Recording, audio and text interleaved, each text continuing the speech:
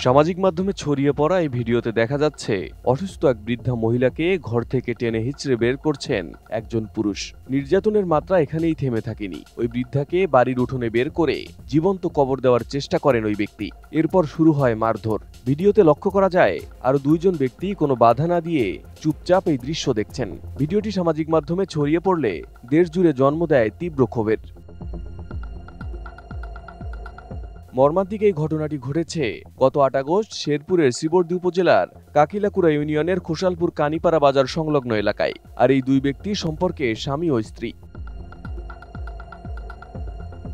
স্থানীয়রা জানায় ৬ বছর ধরে প্যারালাইসিসে আক্রান্ত হয়ে বিছানায় শয্যাশয়ী ৭০ বছর বয়সী খোরশেদা বেগম অসুস্থতার কারণে স্বাভাবিকভাবে চলাফেরা কিংবা ব্যক্তিগত পরিচর্যা করতে পারেন না। সেবা করার মতো কেউ নেই তার। চলাফেরা করতে না পারায় বিছানাতে মলমূত্র ত্যাগ করেন। দীর্ঘদিন ধরে এই অবস্থায় থাকার ফলে স্বামী মোহাম্মদ খলিলুর রহমান ধীরে ধীরে ক্ষিপ্ত হয়ে ওঠেন। এক পর্যায়ে তীব্র ক্ষোভের বশে এই ঘটনা ঘটান। তার ওয়াইফ যিনি অনেকদিন থেকেই অসুস্থ, প্রায় 10 বছরের মতো হবে আর কি, মানে আমি দেখতেছি আর কি, বুঝলো 10 বছরের মতো অসুস্থ। তো এটা করতে করতে মানে সেই কাকাও একটু মানসিকভাবে ভারসাম্যহীন, মানে অসুস্থ হয়ে পড়ছে আর কি।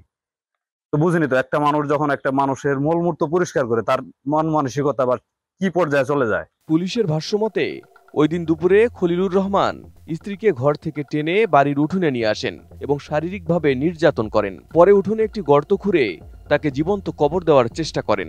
সর্বদাই নিয়োজিত আছি, ওনাদের দেখভাল আমি করবো আমার জায়গা থেকে।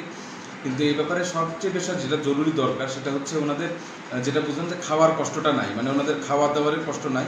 কষ্টটা যেটা হচ্ছে দুজন বয়স্ক মানুষ, ওনাদের দেখার কেউ নেই। যে ভদ্রমহিলা যিনি আছেন, বয়স্ক ভদ্রমহিলা, উনি ওনার বিছনা নষ্ট করে ফেলেন, মানে পেশাব পায়খানা দিয়ে নষ্ট করেন। আর এই ভদ্রলোক সারা জীবনই কিন্তু শেষ পর্যায়ে ওনার এগুলো সাফ পরিষ্কার করতে করতে মানে নিজের জীবনের প্রতি বীতশ্রদ্ধ হয়ে এই ঘটনাটা ঘটিয়েছেন। তো আপনাদের মাধ্যমে আমি আশা করব যে যদি কোনো বৃদ্ধাশ্রম থাকে, যেহেতু তার দেখভাল করার কেউ নাই, তাহলে আমরা হয়তো তাদের ফ্যামিলি মেম্বার যারাই আছে তাদের সাথে কথা বলে হয়তো তাদের বাকি জীবনটা যেন একটা সম্মানজনকভাবে কাটে, সেটার ব্যবস্থা হয়তো আমি করতে চাই, মানে করার চেষ্টায় আছে। আমরা আমাদের জায়গাতে চেষ্টা করছি, আপনাদের মাধ্যমে আমরা এই মেসেজটা দিতে চাই যে যদি কোনো সহৃদয়বান ব্যক্তি কোনো বৃদ্ধাশ্রমের খোঁজ দিতে পারেন, তাহলে আমরা এটা আমাদের জায়গা থেকে প্রশাসনিকভাবে ব্যবস্থা করব। সব মশার বিরুদ্ধে সুরক্ষা দিতে এলো বসুন্ধরা এক্সট্রিম অ্যারোসল, মশার বিরুদ্ধে এক্সট্রিম সুরক্ষা। বিষয়টি জানতে পেরে স্থানীয়রা পুলিশে খবর দেয়। রাত 11টার দিকে শ্রীবর্দী থানা পুলিশ ঘটনাস্থলে গেলেও অভিযুক্তকে পাওয়া যায়নি। থানা সূত্রে জানা যায় খলিলুর রহমানের এক ছেলে বিদেশে থাকেন। সন্তানেরা বাবা মায়ের খোঁজ খবর রাখেন না। সংসারে আর্থিক টানাপোড়েন, স্ত্রীকে দীর্ঘদিন সেবা করার মানসিক চাপ এবং অবহেলার মধ্যে খলিলুর মানসিকভাবে অস্থির হয়ে ওঠেন। এই হতাশা থেকেই তিনি এমন অমানবিক পদক্ষেপ নেন বলে প্রাথমিকভাবে ধারণা করছে পুলিশ। অনুমান 6 থেকে 7 বছর অসুস্থ ছিলেন। বৃদ্ধ তার স্ত্রীকে নিজেই দেখাশোনা করতো। তো যে ওনার যে পায়খানা প্রস্রাব বিছানা সবগুলো সে নিজে পরিষ্কার করতো। তো গতকাল সে একটা প্লাস্টিকের পটি কিনছে আর কি, যে একটা পটির মাধ্যমে পায়খানা প্রস্রাব করলে হয়তো বা তার পরিষ্কারের জন্য সুবিধা হতো। এই বিষয়টা নিয়ে তার স্ত্রী ঘর থেকে যখন সে ওখানের ভিতরে এটা অ্যারেঞ্জমেন্ট করতে ছিল একটা গর্ত করে, তখন তার ওয়াইফ ঘরের ভিতরে ডাক চিৎকার মানে চিল্লাচিল্লি করলে পরবর্তী ওয়াইফ বৃদ্ধ লোকটা তো রাগান্বিত হয়ে ওয়াইফকে টেনে এসে শরীরে যে একটা থাপ্পড় দেয় এবং ওই ইয়েতে নিয়ে যে তাকে ভয়ভীতি দেখানোর জন্য ওই ভিডিওতে যে ভাইরাল ওই ঘটনাটা ঘটায় থাকে। এদিকে এ ঘটনা এখন পর্যন্ত থানায় কেউ অভিযোগ দায়ের করেনি।